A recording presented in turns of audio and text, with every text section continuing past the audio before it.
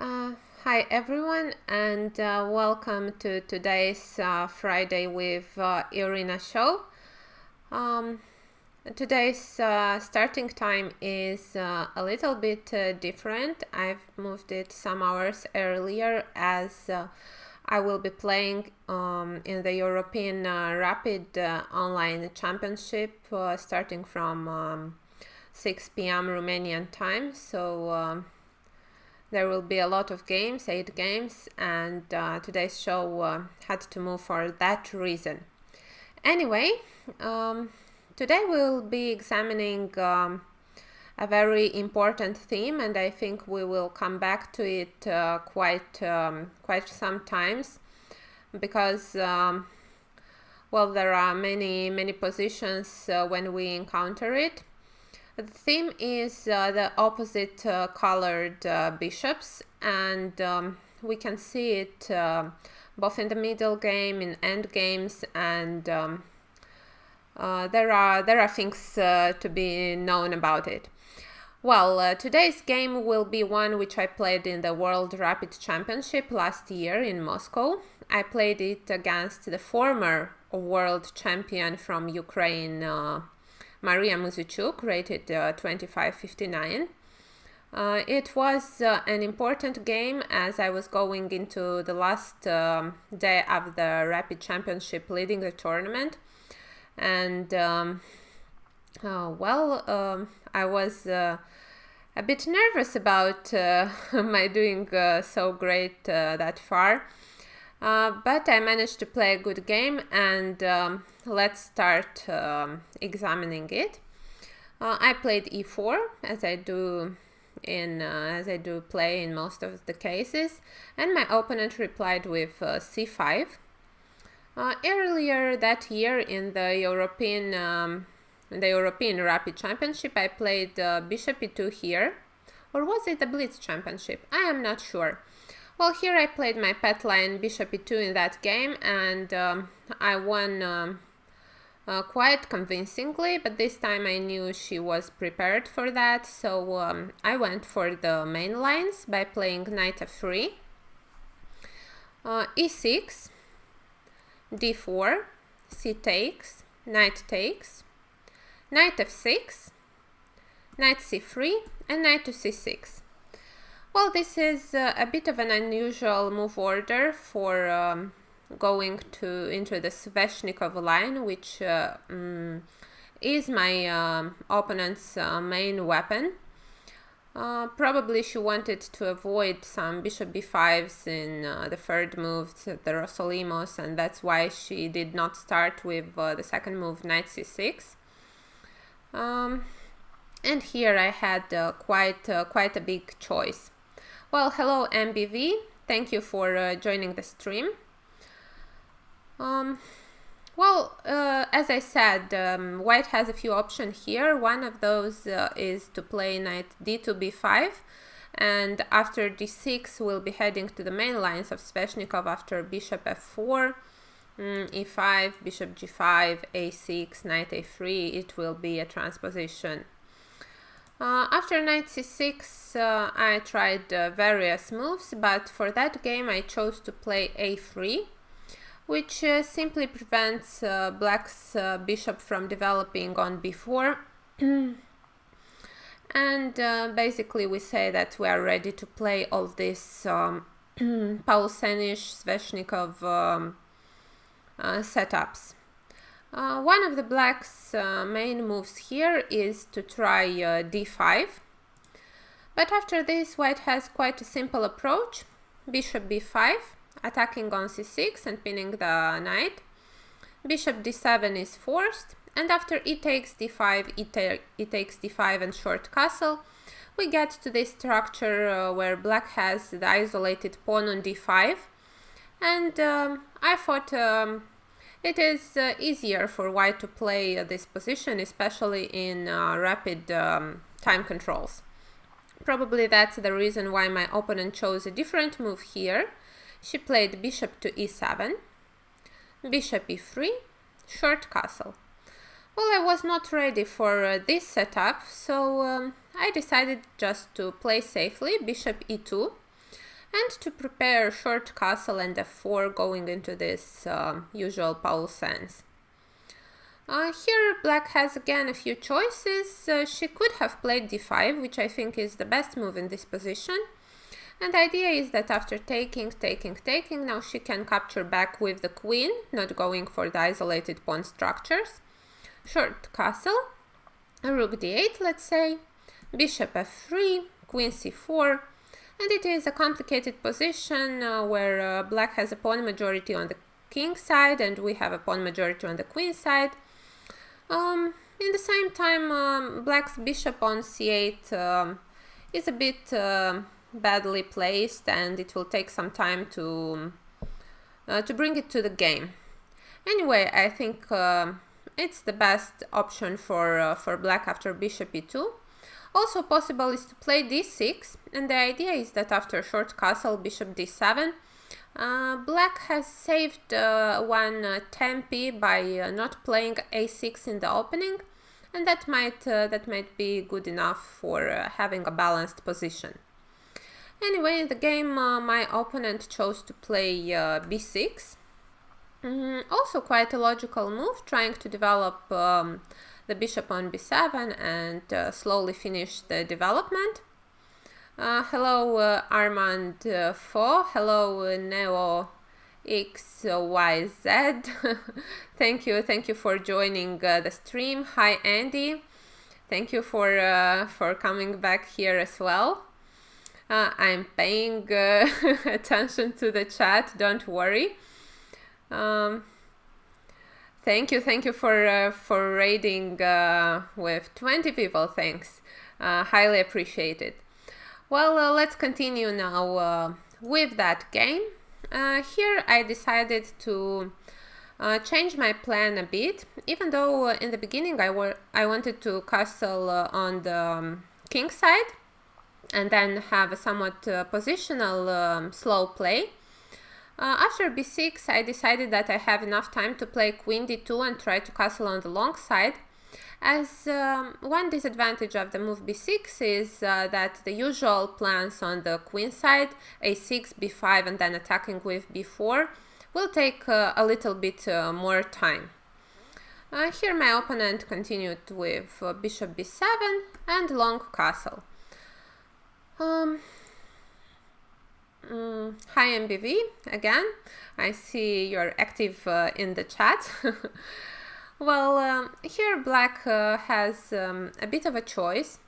He can capture, actually she can capture immediately on d4, or she can play rook c8 or something like that. The problem is that she would love to play queen c7 and then knight e5, knight c4, but here we see the downsides of the fact that black did not play a6, and after queen c7, knight b5 is a move to take into account.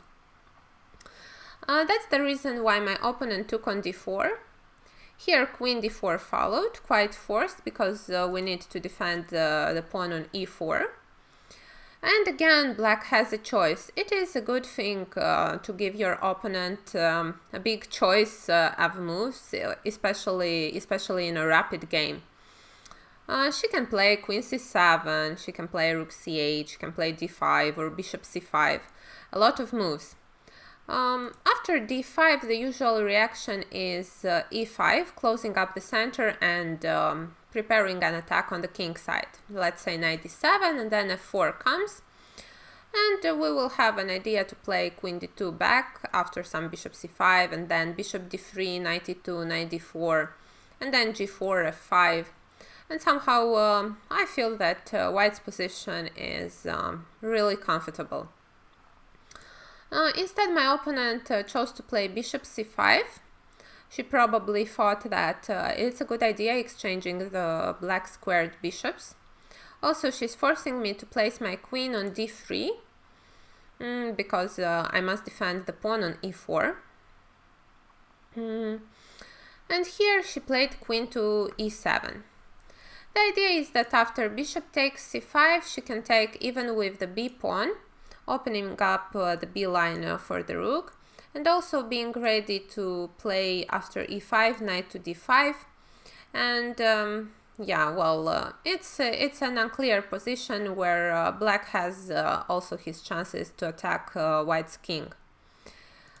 Instead, after queen e7, I found an interesting resource, and let's see if anyone in the chat finds the move, and then I will explain my idea behind it.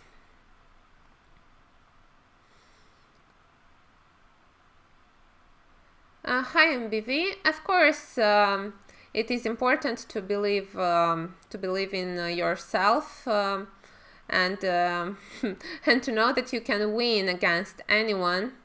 So I believe it is important to play for a win, and I am the kind of player who does not care about the tournament position so much. So even if a draw is enough for me, let's say in the last game, to win the tournament, I will always try to think if I can win the game, and if I think so, then I will not just dry out the position and make a draw. I will try my best to win.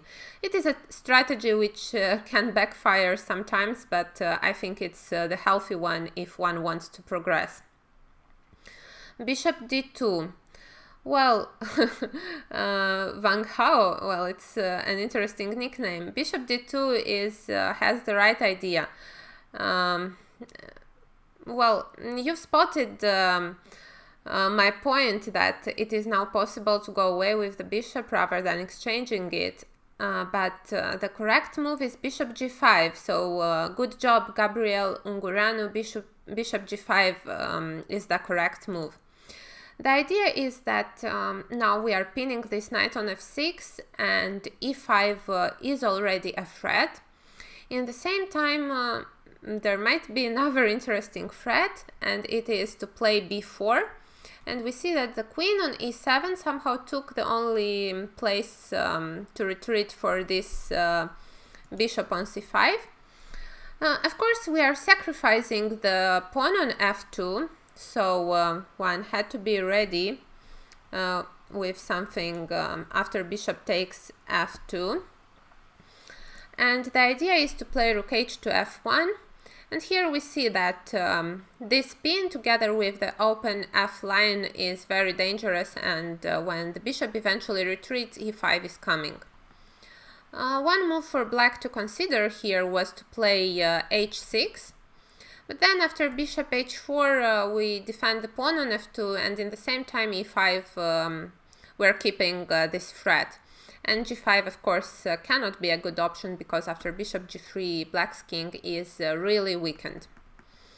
So how to play here? I feel that black has only one move to consider, which is the one played in the game, e5, stopping the threat of white playing e5 himself. In the same time, black has created himself one more place for the bishop to retreat in event of b4. But a disadvantage is the fact that square d5 is really weakened in this position.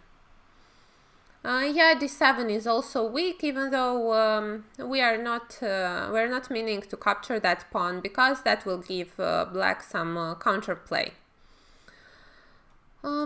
After e5, how do you think? What is the move for white here? I didn't choose the best continuation, although it was quite a logical one as well. Let's see, you have two options here. Two good options to find for white. Let's see if anyone can spot that. MBV is asking if it's good to have that, how to say, being mean in order to win against your opponent. And I think being mean, well, chess-wise, is a good thing to have in your character, because then it's much easier to motivate yourself to win a game. So I guess my answer would be yes.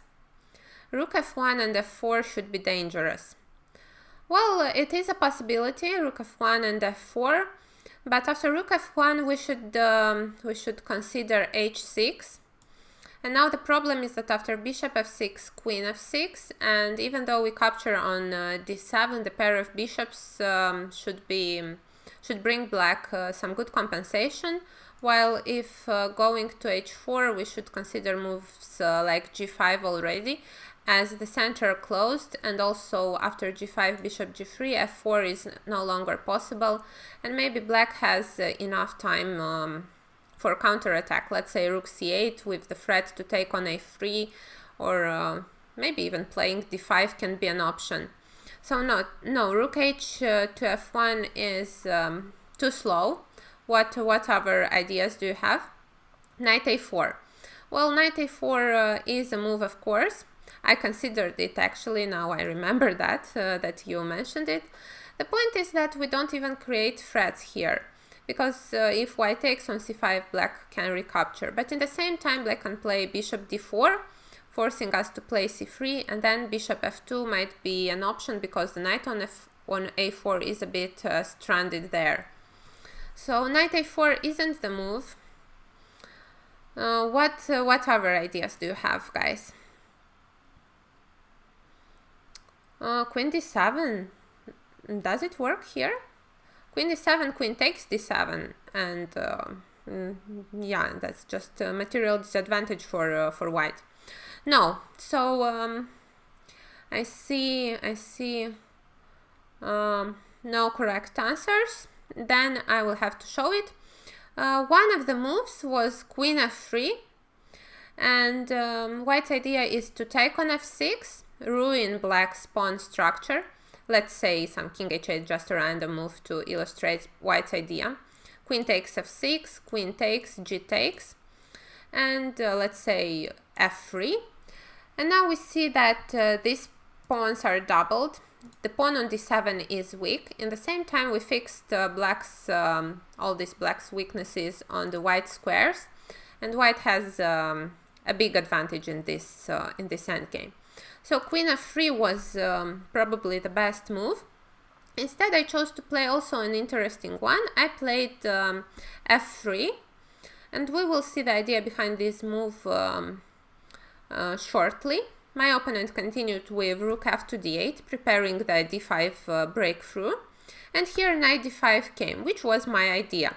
I wanted to go to this position, bishop d5, e takes d5, where I have the pair of bishops, and also I have a very nasty threat to play d6, then b4, c3, and to try win this bishop. d6 is quite an unpleasant threat, and black chose to play rook e8. But now I have a very good move, which I succeeded to find, and we will be heading to that positions which I said about opposite colored bishops, which is our today's theme. So hi Alexandra, welcome to the Friday with Irina. Queen f5, very well, Mr. Wang. So queen f5 is the move, with the same idea which we saw after the move queen f3 instead of f3. We want to take on f6 and ruin black's pawn structure. My opponent played e4 here, trying to simplify the position, but we have a good reaction here. Let's see if anyone spots it. What would be the move? Easy one. Can you find it? f4. No, f4 wouldn't be the move, because then the e4 pawn will be very dangerous. That's not how we should proceed here. Another suggestions? Does anyone have another idea? Bishop f6. Good job, Alexandra. Bishop f6 is the move. Now black has to capture with the queen, because otherwise there will be a dangerous attack on black's king. So queen f6, take, and here an important move, f takes e4.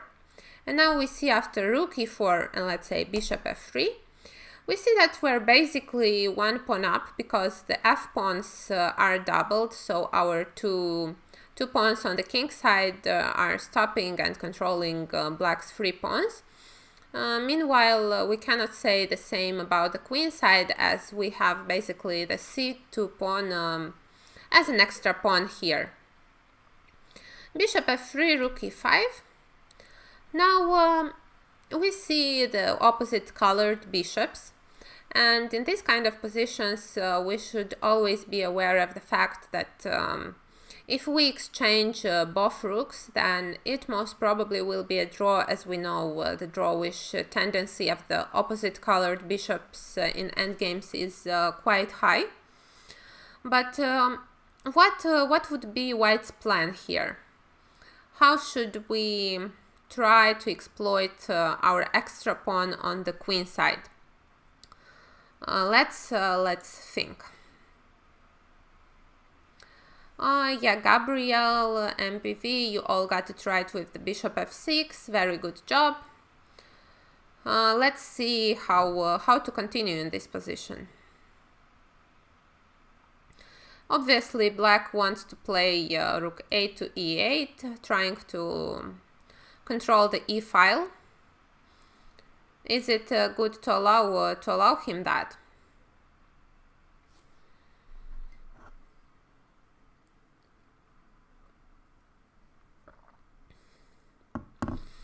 Well, I see the chat has some difficulty in finding the correct move, so let me show it and explain what's behind it. Rook h to e1.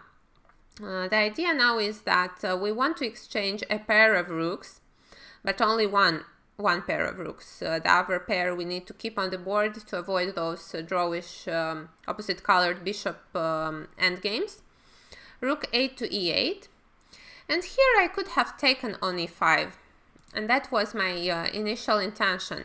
The point is that after rook e5, the position stays the same and we succeeded in exchanging one pair of rook. But I did not like this f takes e5 move.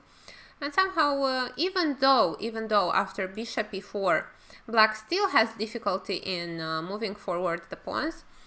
You see we fixed very well the white squares, and then we'll play probably rook f1, g4 and something like that. I felt that this position might be, I might have a bit too of a tiny advantage here. And that's why after rook a to e8, I played king d2. There's a psychological factor actually behind this move as well. You see, I allow exchanging all the rooks, even though I did not want that to happen. But what was my idea? Well, it was that in that previous game I played against my opponent some 1 month ago, I think it was in November. I won actually an endgame with opposite colored bishops as well, and the endgame looked pretty much similar to this one with high drawing chances, but in fact it was winning for me. And I felt that, well, this is a psychological factor for sure. I thought that my opponent, taking into account these bad memories which he had about this opposite colored bishop endgames, she wouldn't want to try her luck here again. So, well, that was actually my trick. Sometimes the psychological factor is quite important as well, so take it into account. King d2, right, Gabriel found the move I made. Bishop e4 wouldn't be possible, come on, we're blundering a piece on e4. Focus, guys. So king to d2, and here as I anticipated, you meant after rook e5, f takes e5 and bishop e4. Then sorry, my bad. It was right then. Bishop e4 would still have kept quite an important advantage for white. Here, yes, as I was saying, as I anticipated, my opponent did not want to exchange all the rooks, and instead she played bishop e3, trying to find some active counterplay. But here, after king d3, we see that another advantage is drawing out in our position, and it is the activity of our king. As one should know, it is very important to to bring the king into the game in endgames, because it definitely can make a difference. And even though we see that there are quite some pieces on the board, I mean rooks, bishop, the king on d3 is very safe here. My opponent found a tactical resource here. She played bishop to d4, taking advantage of the fact that after king d4 she's winning an exchange, so that's not a move. At the same time, she's disturbing a bit my pawn on b2. But here I can play rook e5, which I did. And again, the position could have transposed to that previous variation with rook e5, f takes, and bishop e4. But here we see an important difference. After c3, let's say bishop c5, we can put our king to e4, which is a huge improvement to the previous possibility where the bishop had to go on e4. Because now somehow the bishop, the white squared bishop, is free to attack those black's pawns, and in the same time the king is quite a good blocker here. So that's an important difference, and white would have been much better here after f takes e5.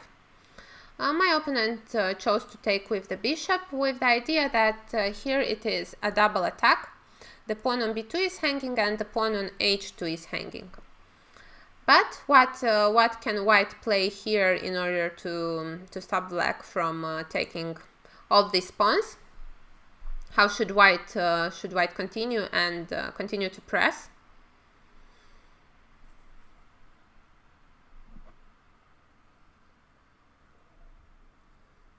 Rook e1.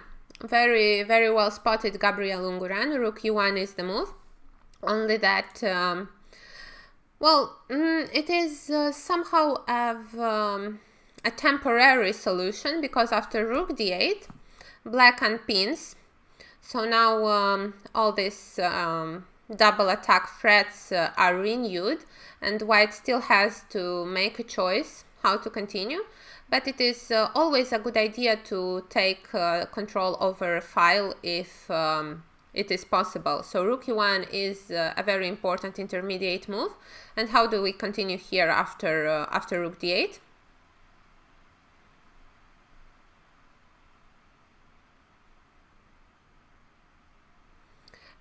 c3, and after bishop h2, rook h1. Wow, Mr. Wang, you're doing great today. Very well spotted, especially the rook h1 move. It is very important. Now bishop e4 wouldn't be a great idea even after bishop h2, because you'll close up an important line for white. So Mr. Wang, after rook h1, bishop f4, bishop e4 is not the move. Even though white will win the h-pawn, it's not the idea, because you see, the pawn on g2 will be controlling both the f and the h-pawns. Let's move a bit forward. c3, bishop h2, rook h1, bishop f4. I found here a better move, a very important one. You see, if we will take the h7 pawn, then nothing will change drastically in the position. Instead, our play should be linked with the queen side, actually, where we have that extra pawn, and we should try to make a passed pawn, which should eventually queen. So there is a different plan for white here. Let's see. King e4, I see king c4. No, that's not the move. First we should activate our rook. Not b4. You see, everybody has a bit of a difficulty to find the move. Well, the point is we're taking advantage of bishop f4. Yes, rook h4. Great move. And now we attack the bishop. Very important. And when the bishop will retreat, we will be able to start harassing those pawns on the queen side. So rook h4, it's about priorities. Every time when when you think, for example, that you have bishop e4 and then you capture on h7, you have to think, did your position actually improve? Well, in fact, it didn't, because the h7 pawn is a dead one. It has no life and also has absolutely no perspective. So rook h4 is the better move indeed. The important thing which I had to be ready after this move is what happens after bishop c1. Every move is important here, because let's say king c2, it would be a compromise which we don't want to make. We are happy with our king being actively placed in the center. So we should continue pressing with white, finding good moves. Let's see, anyone can find it? b4. Well, I'm not sure if it's about here, but here b4 might not work because of bishop takes a3. On the other hand, b3 is a possibility indeed, because then after bishop a3, I guess the idea is to play rook a4 and then to take on a7. Well, that was an option, and the idea is correct, but we have a better move here, much better one. Let's see. Anyone can spot the correct move? While you're thinking, I'll be telling a bit about this game and that moment.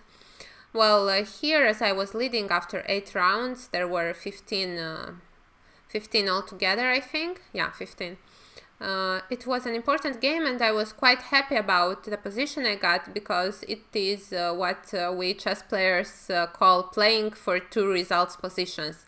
I don't risk losing, and if my opponent plays brilliantly and finds a very good defensive move, then maybe after great suffering she'll be able to make a draw.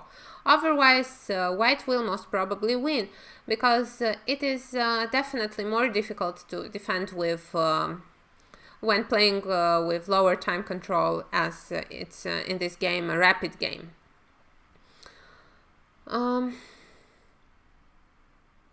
Hello, Anit Chess.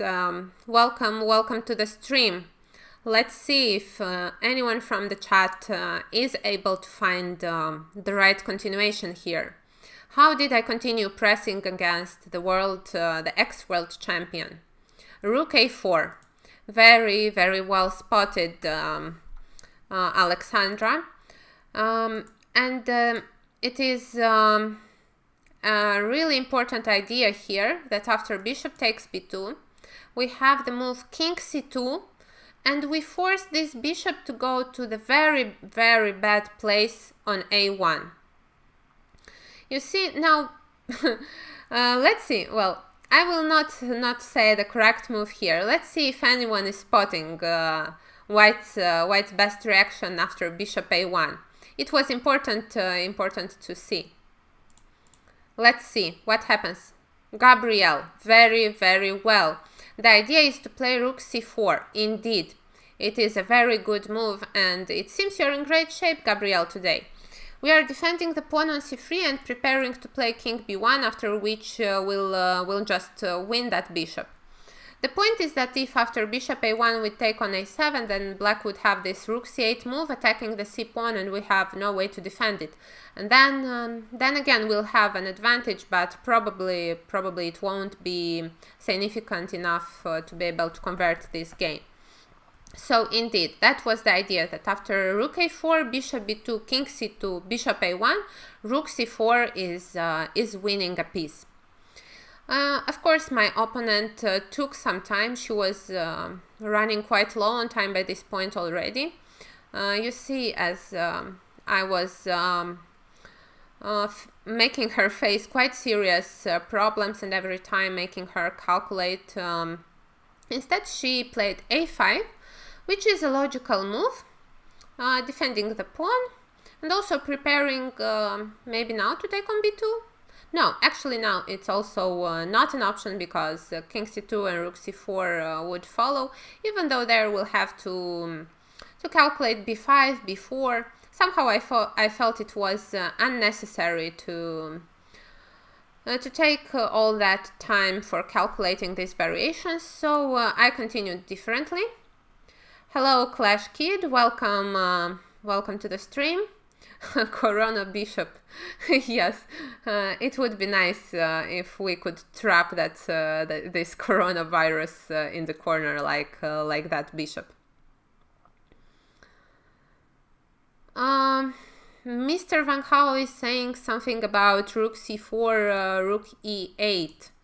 Well, rook e8 is possible, but it won't change much because then we'll have bishop e4. And if black wants to save this bishop, he'll have to play something like f5, bishop f5 and rook e1. But then we'll take on d7 and we will win quite a lot of material. And even though the bishop on a1 is not immediately lost, it is totally dead there. So it wouldn't make a difference. Instead, after rook a4, as I said, my opponent played a5. And here I continued with b4, quite happy to have weakened black's pawn structure and to be able to exchange some pawns. A takes b4, a takes b4. Well, here we see that white is threatening to play rook a6, and then if b5, then rook b6, and we are winning that pawn.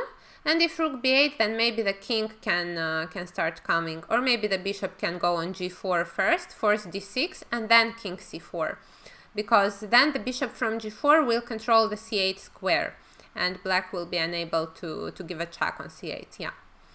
So my opponent tried to seek some active counterplay by playing rook to e8, but here let's see. I will leave you guys to find the moves and see if you're able to make the moves which I did in the game, and we'll see. Would you be able from this position to win against an ex-world champion? Rook a7.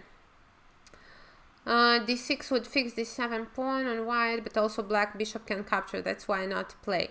Yes, indeed, Clash Kid, that's true. We don't want to place, well, it is an important strategy here that we don't want to place our pawns on the squares, on the black colored square, so that black couldn't attack them.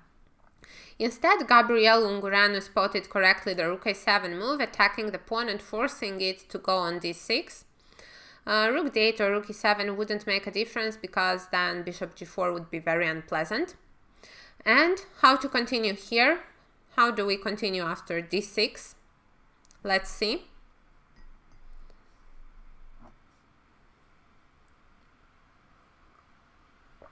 Rook d7. Well, rook d7 is possible, but is it a big threat? After rook d7, black can play bishop f4, defending the pawn on d6. And what have we achieved? No, there is a better move after d6. Rook b7. Or rook b7. All these moves are too direct. Don't forget that we need all our pieces in order to win this endgame. So let's prepare somehow the march of the king towards the pawns. Bishop e4. Bishop e4 is possible, but again it doesn't help with the idea to march with the king on b5 and c6 eventually. Well, I understand the idea of the move bishop e4, but in that case f5 can happen, and even though black gives up one pawn, we know that those doubled pawn did not make any difference, and he can play maybe rook e3 afterwards. And okay, if the king goes to c2, okay, let's put it on the board. Bishop e4, f5, bishop f5, rook e3 check. The point is that the king cannot advance here because of bishop b2, and the pawn on c3 is lost now. And if the king goes to c2, trying to win that bishop, then rook to e1. And here black has some counterplay, so no, that's not the move after d6. Let's see some other ideas. Rook c7. Very, very, very well, Clash Kid 99. Well spotted. Rook c7 is the move indeed to prepare the march of the king. King c4 and king b5. The idea between this is also that we are controlling the c file, so that after king c4 no checks will be possible. And in the same time we keep in mind the idea of playing rook c6, double attacking those pawns. That's the reason why black has to play bishop f4, defending one pawn, and preparing to play after rook c6, probably rook b8. And okay, then black's idea would be to try and bring the king towards his weak pawns, trying to somehow defend the position. After bishop f4, well, yeah, it is a nice prophylactical, but in the same time, you know, if we can combine these attacking ideas with prophylaxis, then it's great. You should go for that move if you spot one like that. And here, of course, like we planned, king to c4. Now the king goes to b5, probably to c6 afterwards, and black's position is slowly starting to look like lost. My opponent played rook e3 here. Well, she was running very low on time, but still she was doing her best trying to defend the position. Rook e3 is a good move because usually passive defense, it's equal to slow death. So if you could find some active ideas, that's worth trying them. Well, king b5 followed. Now the pawn on b6 is hanging, so black has to play bishop e5. Her idea was probably that after c4 she could play rook b3. And now, well, I cannot capture on b6 because of rook b4, and if I try something like rook c6, maybe bishop c3 would be an option. And even though it's probably still winning, the position is getting a bit more complicated. Well, actually, I'm not even sure if I'm winning anymore, because after rook d6, rook b4 is possible, and the problem is that when the king retreats, the pawn on c4 falls as well. And with only one passed pawn, maybe black has chances to draw the endgame.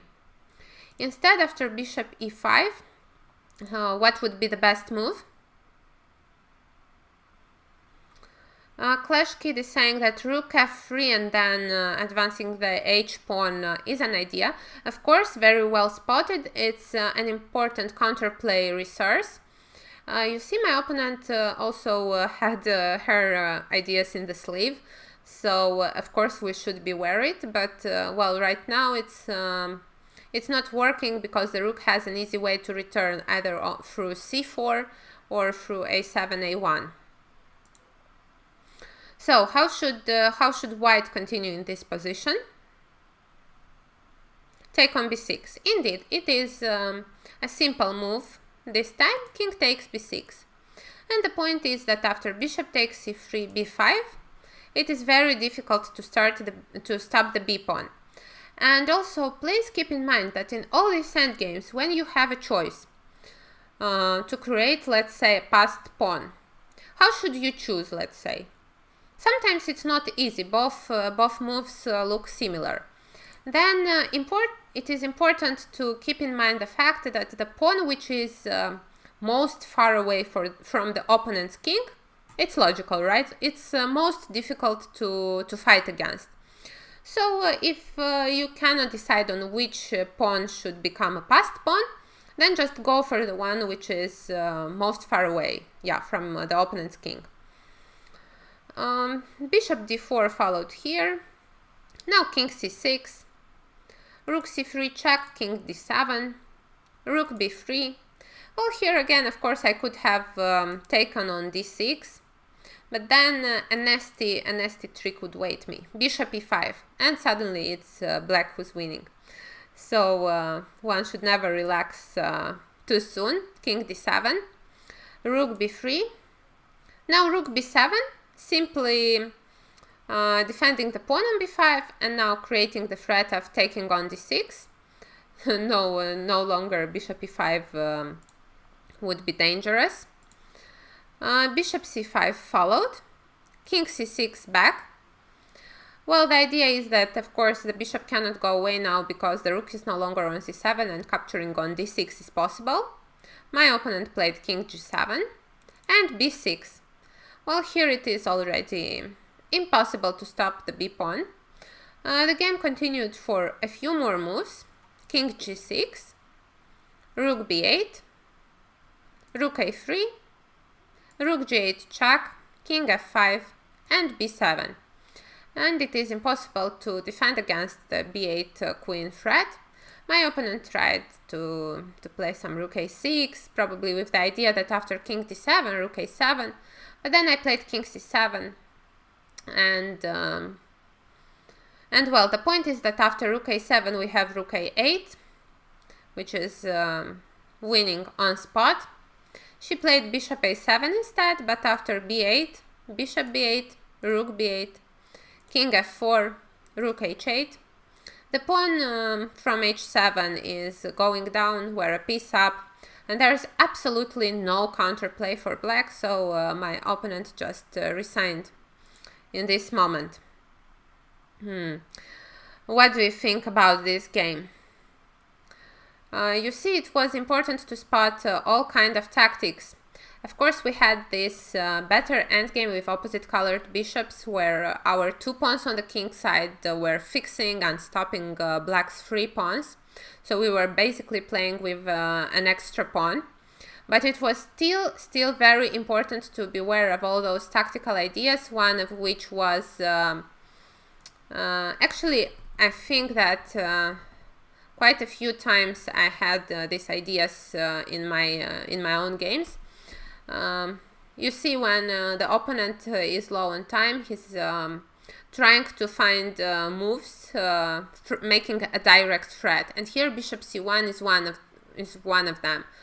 And rook a4 is a highly unpleasant move for the opponent, because then he doesn't believe it. Well, he can take the pawn, but then he notices that it's not working out, and then he starts to panic. So always beware that when your opponent is attacking something, it is not always that you have to defend it or do something about that pawn. Sometimes you can have an intermediate and more more active, more dangerous threat, and then these are the kind of moves which the opponents usually forget or don't calculate. Very strategic game indeed. And yes, as a conclusion, an important conclusion I was going to draw after this game for you is that some pawns are worth more than others, as Mr. Wang mentioned very wisely in the chat. And of course, one example is how you wanted to capture the pawn on h7 when it was actually an worthless pawn. So indeed, always assess which pawns are important, which are not. You see, one conclusion which I would draw here. After rook e8, of course it was possible, let's say, to take on f6. And then still our attack is more dangerous. Then queen e4, bishop d3, maybe even b4 can follow. But when you have this option from a better position to go in an endgame where you can play for two results, or you can keep a little advantage and try to attack, I would always choose the safest option, going for the endgame. Because then the risk is very low and the reward is very high. In the same time, it is very unpleasant, even though, you know, there are these kind of positions which you think, well, there are a lot of drawing tendencies, maybe I will not be unable to convert my advantage. Don't forget that the most unpleasant positions for your opponents is the ones where they have to defend, and there is no light, you know, in the end of the tunnel for them, because they can never win the game, like never. And they have just to defend passively, and at some point usually they just break, because well, it's humanly not possible to defend for such a long time, making all the correct choices. So that is an important thing to remember. Also, another conclusion is regarding the opening phase, that when you see that your opponent is very strong in some kind of variations, even though, let's say, you have good results as well, like it was the case of Sveshnikov here, I like those kind of positions which are the main weapon in my repertoire, but it was worth trying a new variation in order to keep my opponent from getting to her favorite positions as well, and instead making her think from the beginning, while I had a clear plan in my head. Another important conclusion about this opposite colored bishops, also in the endgame, it is important to remember, is the fact that with rooks on the board, when there are opposite colored bishops, the advantage of one side can be quite significant, because when we take the rooks off the board, then most probably, even with 1 or 2 pawns down, you know that there are these endgames, that frustrating endgames where you cannot win even with 2 or 3 pawns up. So a strategy when playing for win is to exchange one pair of rooks, because when there are 2 pairs of rooks on the board, it is easier to create some active play for the opponent, and when there is only 1 rook remaining on the board, it is more difficult to achieve. So yeah, when playing for a win, try to exchange a pair of rooks in order to eliminate all kind of counterplay from your opponent's side. And yeah, I think those. Well, I forgot to mention a very important conclusion as well about the activity of one's king in the endgame. It is very important to remember that the king becomes, well, probably even the most important piece in the endgame, and as there are no longer mating threats in the position, one should try to centralize his king and make the most out of it. You saw that actually in this game the decisive blow was given by the king's march towards black's pawns. So don't forget to activate your king in the endgames. And you see those simple strategies work even against such strong players as ex-world champions. So now will be the moment to answer a few questions if you have. So feel free to ask me what's on your mind and what interests you. Also suggestions about the next themes which I can examine during the Friday with Irina show are welcome. So I'll be here for a few more minutes if you want to ask anything or make any suggestions. Don't be shy. You did, guys, very, very well in the chat today, so good job. Good job, Van Hao, Gabriel Ungureanu, kudos, Alexandra.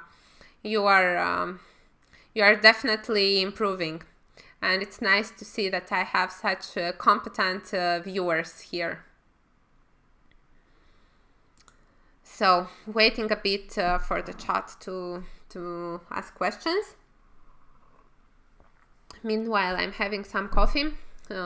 In something like 5 or 6 hours. Yeah, in 5 hours I will start playing the European Rapid Online Championship. You can follow it on the official broadcast. Also, it will be played on chess.com, so you can just follow my nickname if you're interested to see my games.